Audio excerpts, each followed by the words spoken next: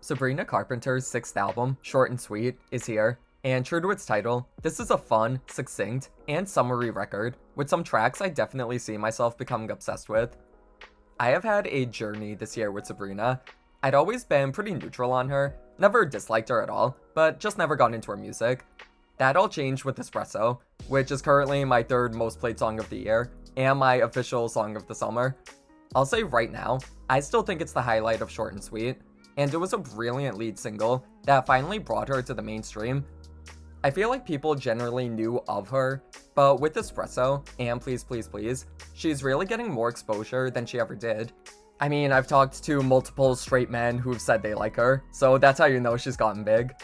For me personally, Espresso made me want to get into all of her music, which I did because God knows I need to have at least one hyperfixation at a time.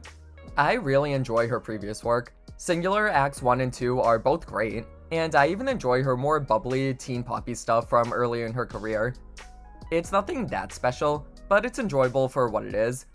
Her last record, Emails I Can't Send, was definitely the point where she started coming into her own a bit more, and really started showcasing her personality, and Short and Sweet works as a continuation of that, albeit in a more upbeat and unserious way. True to its name, Short and Sweet is filled with punchy, enjoyable, and oftentimes pretty silly bops.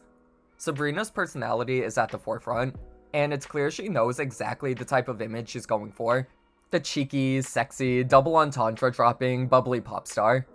It's almost reminiscent of Teenage Dream era Katy Perry, where everything was just fun and unserious, and you could tell it was all being done with a wink and a nod. Not that the music itself sounds the same, but that's just the vibe that I get. Sabrina's clearly going for the classic pinup girl image, especially with lines like, "You'll just have to taste me when he's kissing you," "Your car drove itself from LA to her thighs," and a personal favorite of mine, "Come right on me, I mean camaraderie." There's a lot of lines like that, and in another artist's hands, they may have sounded corny or gotten old quickly, but Sabrina is such a charismatic and likable presence that she makes them work. I also enjoy the slower moments, where she fully leans into melodrama, especially on the closing track, Don't Smile, where she flips the classic phrase and says, "Don't smile because it happened, cry because it's over." That immediately became one of my favorite songs on the album for that line alone. It's not even particularly that clever, it just makes so much sense for Sabrina and for this album, since it's so hilariously dramatic. It also gives me shades of Carly Rae Jepsen's Emotion. This one and Bedcam, I don't know, I feel like I could hear both of them on that album, with their synthy 80s throwback production.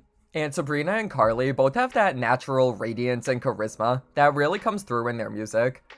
That's why I find this album so enjoyable, even though it wasn't totally what I thought it was gonna be. I think I'm speaking for a lot of people when I say, I kinda thought there would be more songs like Espresso, and don't get me wrong, there are, but a lot of Short and Sweet is actually lightly folk pop and country influenced. Not that it's a full-on Shania Twain record or anything, but you can definitely hear the more stripped-back style on tracks like Slim Pickens, Lie to Girls, and Dumb and Poetic, which sounds like a Taylor Swift song to me. Does anyone else get that? She even sounds like her on it, it's kind of weird. I can't unhear it. If anything, I would compare Short and Sweet to her debut album, Eyes Wide Open, since that one was also a breezy, summery, folk pop inspired record.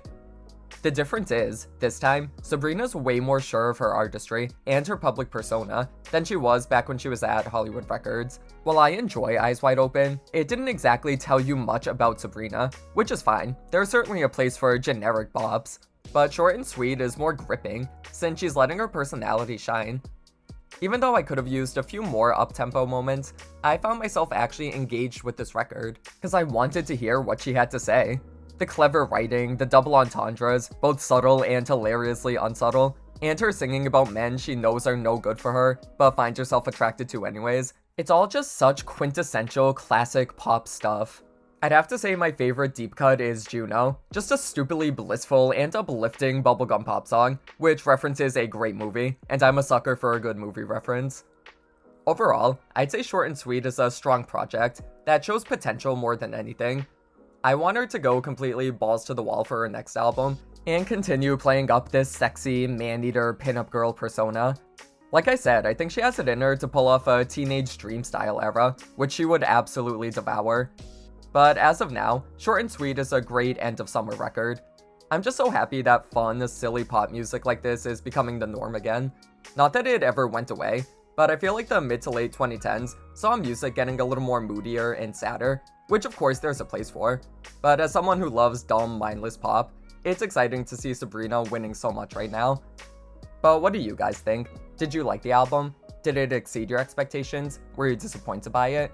And have you been listening to Sabrina for years? Or did you just jump on the train like I did? Let me know your thoughts in the comments, and I'll see you next time.